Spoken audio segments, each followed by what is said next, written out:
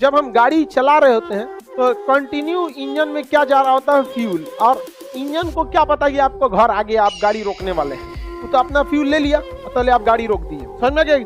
आप जाते हैं तो इंजन में फ्यूल आता है, आग लग जाता है, तब तक आपका घर आ गया या गाड़ी आ गया, आप रोक देते हैं। इंजनवा कहता है बकलोल कहीं में इतना आग धैले में क्या करें इसमें, तो खट खट खट खट तनी क्या कहता है, निकालता है। तो उसी को क्या कहते हैं, खट खट खट खट खट खट आवाज सुनाई देता है, उसे नॉकिंग या अपस्फोटन कहते हैं। नॉकिंग या क्या कहते हैं, अपस्फोटन। ये मोटरसाइकिल में इजीली आप सुन सकते हैं, खट खट खट खट खट खट क्या करता है, अपस्फोटन। उससे इंजन खराब हो जाता है, उससे इंजन क्या हो जाता है, खराब हो जाता है। लेकिन इंजन उसको बचाने के लिए उसमें टेट्रा इथाइल लेड मिला देते हैं, टेट्रा इथाइल लेड, इससे कि खटखटाहट कम हो जाती है। खटखटाहट क्या हो जाती है,